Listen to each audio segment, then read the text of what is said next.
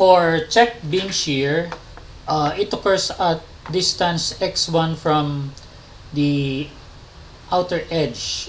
So for column 1, ang dimension x1 is equal to C1 plus D, wherein D is the distance from bottom of footing to centroid of longitudinal top rebars. Or this is equal to T minus clear cover minus diameter of top par divided by 2. And then, remember that this soil pressure diagram, ito yung Q sub 2. Tapos yung smaller end, ito yung Q sub 1. Ngayon, naglagay lang ako ng notation dito wherein Q2 is symbol 2. Tapos Q3 or symbol 3 is equal to your Q1. Okay? So, ito yung Q1, ito naman yung Q2. And then, nag-ratio and proportion tayo. Ito yung smaller triangle, wherein x1, ito yung longitudinal dimension ng smaller triangle. Tapos, y1 yung vertical dimension. And then, for the larger triangle, itong horizontal dimension niya, ito yung L. Tapos, yung vertical dimension ng larger triangle is simply your symbol 2 minus symbol 3 or notation 2 minus notation 3. Kaya, ito yung ating ratio and proportion wherein x1 all over y1 is proportionate to notation 2 minus notation 3 all over L. So, from here, you can now compute your dimension y1.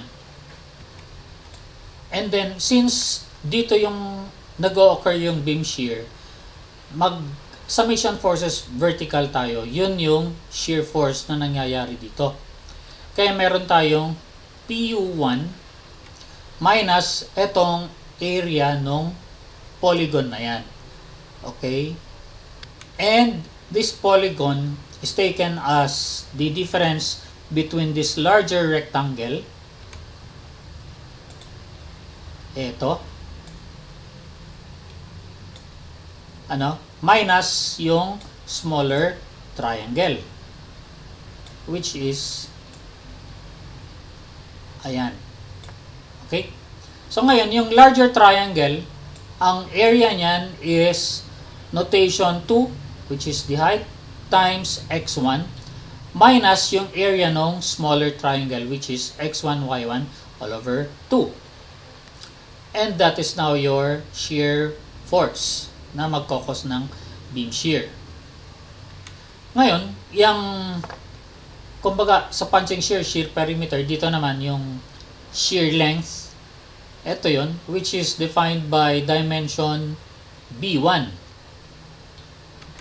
Dimension small b1.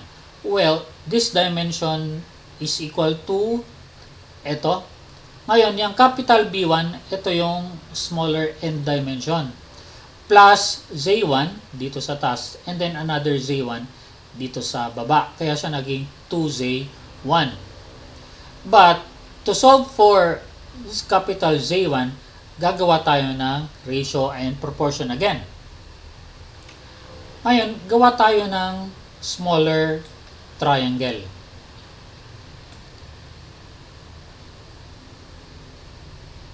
Yan. So, etong height ng smaller triangle, that is your Z1. And then, etong length, that is equal to your capital L minus X1. So, ito yung smaller triangle.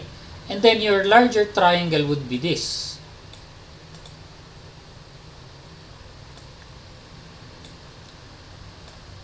Which is defined by yung vertical dimension niya. This is B2 minus B1 divided by 2. And then, etong horizontal na dimension niya, yan yung capital L. So, from here, you do cross multiplication, makukuha mo ngayon yung value ng Z1. And then, you can now solve for dimension small b1. And then from here, you can now compute your allowable shear, which is Phi capital BC1. So dito mo isa-substitute itong small b1 para ma-solve mo yung allowable shear. Now, your allowable shear should be greater than your VU1 to pass. And your capacity reduction factor phi for shear is 0.75.